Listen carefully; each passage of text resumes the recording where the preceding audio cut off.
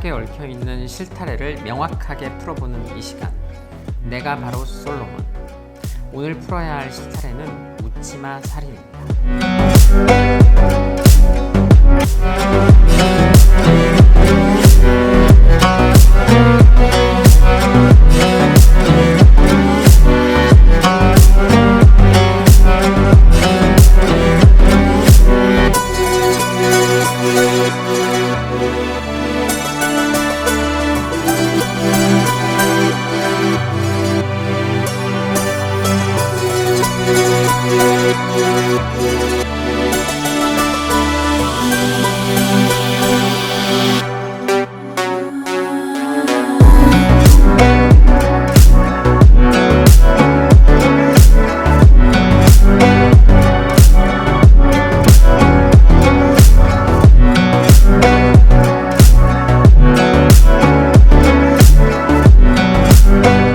변호사님, 이 경우 우리가 보통 말하는 묻지마 살인에 해당하는 것으로 보여지는데요. 묻지마 살인의 정의는 어떻게 해야 될까요? 묻지마 살인이라는 것은 말 그대로 범행의 특별한 목적이나 동기 없이 무작위로 무차별적으로 사람을 죽이는 것을 의미합니다. 그런데 묻지마 살인은 법률적인 용어는 아닙니다.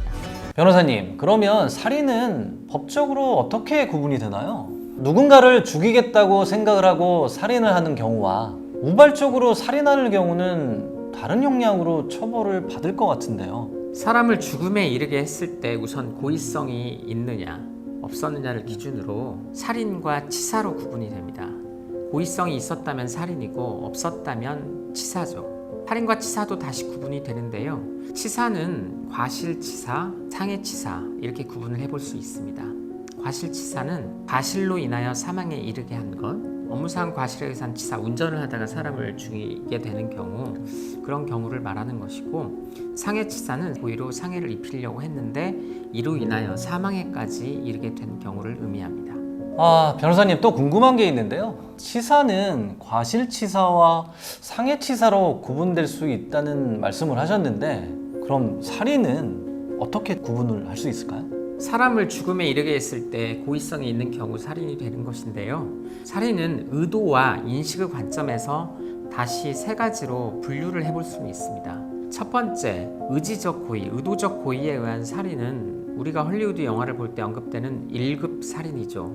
살해에 대한 명백한 의도가, 확실한 의도가 있는 경우입니다. 두 번째, 지정 고의에 의한 살인입니다.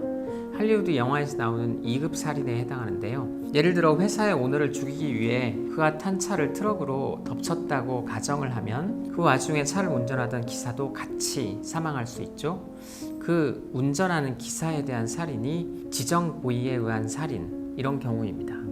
세 번째, 의도나 인식 부분에서 확정적 고의보다 약한 미필적 고의에 의한 살인이 있을 수 있는데요. 예를 들어 두 사람 간에 싸움이 벌어졌는데 한 사람이 흉기를 휘두르는 경우, 흉기를 휘두르면 사람이 죽을 수 있는 가능성이 존재합니다. 그럼에도 불구하고 흉기를 휘둘러서 사람이 죽는 경우, 이 경우에 미필적 고의에 의한 살인이 될 수가 있습니다. 물론 흉기를 휘둘러서 사람이 죽었을 때 상해치사가 되느냐 아니면 살인에 의한 미필적 고의가 인정이 되느냐라고 하는 것은 그 당시의 상황, 이런 부분에 대해서 법률적 판단이 필요할 텐데요. 그 가능성에 대한 인식을 하고 용인을 했다, 그로 인해서 행동에 옮겼다라고 하면 미필적 고의에 의한 범죄, 미필적 고의에 의한 살인이 될 수 있는 것입니다. 또 하나 질문이 있는데요. 묻지마 살인은 그럼 어떤 경우에 해당하죠? 당연히 묻지마 살인은 의도적 살인, 소위 1급 살인이라고 볼 수 있습니다. 묻지마 살인범들은 의도적으로 누구든지 관계없이 상대방을 죽이겠다는 강한 의사를 가지고 행동을 하는 경우인데요. 그렇기 때문에 의도적 고의에 의한 살인으로 분류가 되고 강한 처벌을 받게 됩니다. 먼저 묻지마 살인자들에 대해서 알아보도록 하겠습니다. 묻지마 살인자들은 두 부류로 나눠지는데요. 첫 번째, 정신 이상, 일명 조현병이라고 부르죠. 이로 인한 환각이나 착각 속에 사로잡힌 자가 한 부류이고요. 두 번째, 정신변력이 전혀 없는 사람이 누적된 사회적 불만, 내적 분노가 터져나와 인생을 포기하고 세상에 대한 복수의 목적에서 살인을 저지르는 부류입니다. 첫 번째, 묻지마 살인은 우발적으로 발생하는 살인과 달리 가해자가 살인을 위해 계획적으로 준비를 한다는 것입니다. 신림동 사건의 경우 조선 씨는 살인을 저지르기 전에 마트에 가서 흉기 2자루를 훔치는 과감한 행동을 보였습니다. 두 번째, 가해자가 도주를 생각하지 않는 점. 애초에 이러한 경우 가해자 본인은 삶을 이어갈 생각이나 도주할 생각이 없습니다. 그래서 묻지마 살인의 피해는 줄일 수 있어도 발생 그 자체를 원천적으로 막는 것은 힘든 일인데요. 세 번째, 목표 대상이 정해져 있지 않다는 점에서 테러와 같은 행위입니다. 낌새를 전혀 보이지 않고 있다가 돌발적으로 무력을 행사하는 게릴라식 전투와 유사합니다. 그래서 주변에 심각한 피해를 입히게 되는 것입니다. 그러면 이들에 대한 처벌 수위는 또 어떻게 될까요? 일본의 경우 묻지마 살인은 기본적으로 신속한 재판을 통해 사형을 선고하고 신속하게 사형을 집행함을 원칙으로 한다고 합니다. 그런데 우리나라에서는 실제적으로 사형이 실행이 된 지 굉장히 오래된 국가인데요. 1997년까지 사형이 집행이 된 적이 있고 그 이후부터는 사형이 집행이 되지 않고 있습니다. 먼저 살인죄별로 대법원의 양형 기준을 살펴보겠습니다. 살인죄의 법정형은 5년 이상의 징역 또는 무기징역 또는 사형입니다. 존속살인죄의 경우는 7년 이상의 징역 또는 무기징역 또는 사형입니다. 세분해서 살펴보면 동기에 특히 참작할 사유가 있는 살인은 기본적으로 5년에서 6년, 보통 동기에 의한 살인은 기본적으로 10년에서 16년, 동기에 특히 비난 사유가 있는 살인의 경우에는 기본적으로 15년에서 20년, 강도, 강간, 약취, 유인, 인질범죄 등 중대범죄가 결합된 살인은 기본적으로 20년 이상의 징역 또는 무기징역, 묻지마 살인 등 극단적 인명경시살인은 기본적으로 23년 이상 또는 무기징역. 이러한 살인 중 수법이 잔인하거나 계획살인 등 가중 요소가 있다면 무기징역, 이렇게 양형을 분해놓고 있습니다.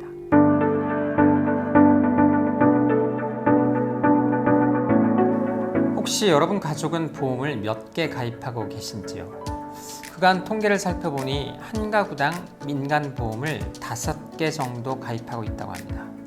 즉 우리나라의 모든 인구가 1개 이상의 보험을 가입하고 있다는 이야기인데요. 오늘은 최근 세간의 주목을 받고 있는 언론의 기사, 보험 이야기를 다뤄보고자 합니다. 최근 기사의 내용은 사망한 외국인 아내의 남편이 한 보험사를 상대로 낸 소송에서 승소했다는 이야기입니다. 그런데 이 평범한 이야기가 주목을 받는 이유는 과연 무엇일까요? 아내는 남편이 운전한 차가 덤프트럭에 부딪히면서 사망을 했으며 아내 앞으로 가입한 보험금 총액이 무려 100억 원에 이르기 때문입니다. 어떠신가요, 여러분? 무척이나 궁금한 내용이 아닐 수 없는데요. 그러면 그 궁금증을 풀기 위해 사건의 이야기 속으로 함께 변호사님과 들어가 보겠습니다. 남편 A 씨는 아내 A 씨 앞으로 2008년 7월부터 2011년 8월까지 사망을 보장하는 우체국 보험 6건을 가입했습니다. 물론 보험을 이곳에만 가입한 것은 아니죠. 그리고 이 씨는 아내가 사망하자 여러 군데 보험금 신청을 했는데요. 2번의 재판 끝에 재판부는 6건의 보험금 청구 중에 4건의 보험금은 지급하라고 판결을 내렸고 나머지 2건의 청구는 무효라고 결론을 내렸습니다. 그렇다면 지급이 인용된 4건과 무효가 된 2건을 가른 결정적인 이유는 무엇이었을까요? 그건 바로 외국인 아내의 한국어 실력이었습니다. 무효로 결론이 난 2건의 경우 해당 보험에 가입할 즈음 아내 A씨를 만났던 의사와 보험 가입인은 같은 이야기를 했습니다. A씨가 말이 안 통했다. 하나도 못 알아듣는다고 진술을 했고 재판부는 이를 토대로 A씨가 보험 계약 내용을 이해한 후 진정한 의사로 동의했다고 볼 수 없다고 결론을 내렸습니다. 반면 A씨가 한국어 교육센터에 다니기 시작한 이후에 가입한 다른 4개 보험은 효력이 있다고 보았습니다. 그러면 왜 보험회사는 남편 이 씨에게 사망보험금 지급을 꺼려했던 것일까요? 지금으로부터 9년 전인 2014년 8월, 이 씨는 아내를 옆에 동승한 채 승합차를 운전해서 시속 60-70km의 속도로 고속도로 5차로를 달리고 있었습니다. 그러다가 졸았던지 갓길에 주차된 8톤 화물차를 들이받았고 차는 화물차 밑으로 깔려 들어갔습니다. 이 사고로 조수석에 탔던 임신 7개월의 24살 아내가 숨졌습니다. 아내는 캄보디아인으로서 2008년 만 18세의 이 씨와 결혼해서 당시 결혼 7년차 되던 때였습니다. 그런데 이 씨가 2008년부터 2014년까지 아내를 피보험자로 자신을 수익자로 한 보험이 33건에 이르렀습니다. 아내가 동승한 차가 화물차를 들이받고 아내만 사망한 점, 그리고 보험이 33건에 이른다는 점을 근거로 검찰은 살인과 보험금 청구 사기 등의 혐의로 이 씨를 재판에 넘겼습니다. 아내가 사망할 당시 보험금은 원금만 95억 원, 지연이자를 합치면 100억 원이 넘습니다. 상당히 큰 돈인데요. 게다가 매월 납입보험료도 427만 원이나 되었다고 하네요. 이 씨는 졸음운전 중 발생한 사고라고 주장하며 살인 혐의를 부인했습니다. 1심은 무죄, 2심은 무기징역을 받고 이 씨는 3심에서 무죄를 선고받았고 이어서 파기환송심, 제3고심까지 치열한 법정 공방을 거친 끝에 법원은 범행 동기가 선명하지 못하다며 살인 혐의를 무죄로 판단했습니다. 다만 교통사고 처리 특례법상 치사 혐의만 유죄로 인정되어 이 씨는 2021년 3월 징역 2년형이 확정되었고 올해 출소를 하였습니다. 보험사들은 살인 혐의로 이 씨가 재판을 받았다는 이유로 보험금 지급을 거부하였습니다. 그러자 이 씨는 보험사들을 상대로 민사소송을 제기했습니다. 소송 중 일부는 판결이 끝났고 일부는 아직도 진행 중인데요. 그런데 현재까지 진행된 소송에서 재판부는 이 씨가 보험금을 부정취득할 목적으로 보험계약을 맺었거나 일부러 교통사고를 일으켰다고 인정하기 부족하다라고 하면서 이 씨의 손을 들어주었습니다. 그렇다면 재판부가 부정취득의 목적으로 보험계약을 맺지 않았다고 판단한 근거는 무엇일까요? 네, 그 근거를 5가지 정도로 정리해 볼 수 있겠습니다. 첫 번째, 아내가 피보험자로 가입한 보험은 교통사고에 임박하여 집중적으로 가입한 것이 아니라는 점입니다. 33건의 보험은 결혼을 한 2008년부터 2014년까지 매년 꾸준히 계약을 진행했다는 것입니다. 두 번째, 가입한 보험 대부분은 순수하게 사망을 보장하는 목적이 아니라 재해, 질병치료 등도 함께 보장하거나 투자 및 예적금 기능도 가지고 있었다는 점입니다. 세 번째, 이 씨는 아내뿐만 아니라 본인 및 다른 가족들을 피보험자로 한 다수의 보험 계약을 체결했다는 것입니다.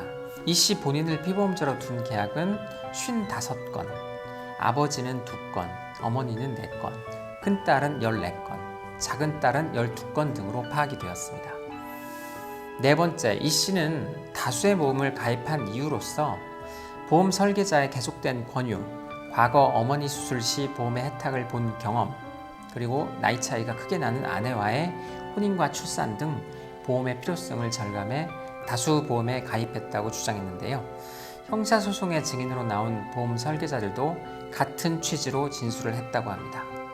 한 설계사는 이 씨 성격이 맺고 끊는 것이 분명하지 못하여 보험 가입을 권유하면 잘 거절하지 못했다 라고 진술을 했다는 것이고, 또 다른 설계사도 처음에는 거절하다가도 다시 방문하면 가입해주기도 하고, 이 씨가 운영하는 생활용품점에서 보험 영업에 필요한 기념품, 선물 등을 자주 사면서 보험 가입을 권유하기도 했다라고 진술을 했다는 것입니다.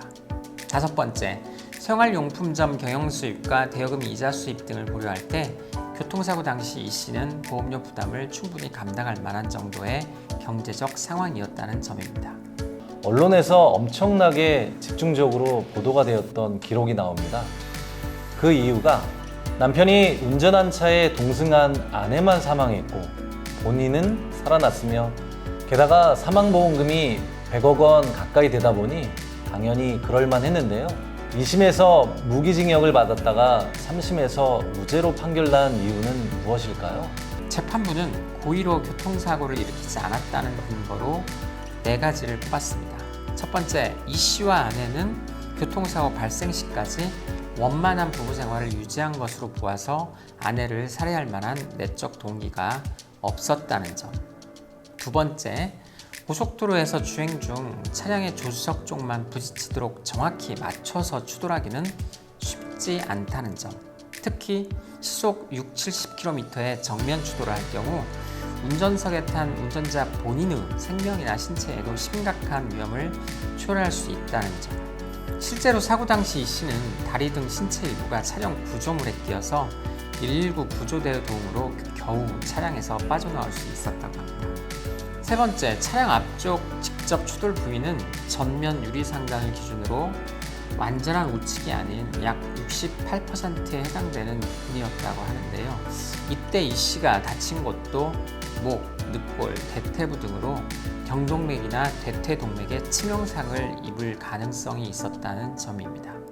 네 번째, 사고가 난 지점은 항상 덤프트럭이 세워져 있던 곳이 아니고 그날 우연히 세워져 있었다는데요. 아내의 사망으로 인해 경제적 이익을 취하기 위한 방법으로서 20여 초 만에 이런 범행 방법을 결정하고 행동에 옮긴다는 것은 본능적으로, 상식적으로 힘들다는 점이었습니다. 엄청난 액수의 보험금, 그리고 본인이 일으킨 교통사고에서 아내만 사망했다는 점, 수많은 보험 계약, 이러한 점들이 형사재판 2심에서 이 씨를 유죄로 판단을 했는데요. 결국 대법원은 의심스러울 때는 피고인의 이익으로, 즉 유죄인지 무죄인지 확신이 없을 때는 무죄로 판단해야 된다는 형사 대원칙을 확인하여 이 씨는 결국은 무죄로 인정을 받아 결국 보험금도 가지게 되었습니다. 근데 변호사님, 한 가지 질문을 저 드리자면, 이렇게 무죄 판결이 났음에도 불구하고 재판을 받았다는 이유만으로 보험사에서 지급을 거부하고 소송까지 벌이는 거에 대해서는 어떻게 생각하시는지도 정말 시청자 여러분께서는 궁금해하실 텐데요. 네, 보험 가입은 문턱이 많이 낮아졌죠. 그렇지만 보험금 지급은 문턱이 높아진 것이 현실입니다. 그래서 지식과 경험이 부족한 가입자는 보험금 지급 청구권에 어떤 문제가 있는지 잘 알지 못하죠. 기울어진 운동장에서 경기를 하는 것과 다름이 없습니다. 그래서 손해사정인이나 변호사 등 전문가의 조력을 받으시는 것이 꼭 필요합니다. 왜냐하면 보험금 지급을 거부하는 모든 보험사 내부에는 전문가들 다수가 포진해 있기 때문입니다. 기울어진 운동장을 바로잡고 경기에서 승리하시려면 역시 탁월한 선수를 스카우트하셔야 한다는 점 다시 한번 강조드립니다. 시청자 여러분, 저는 갑자기 함무라비 법전에 새겨진 경구가 문득 떠오르는데요. 이에는 이, 눈에는 눈. 여러분 시청해 주셔서 감사합니다.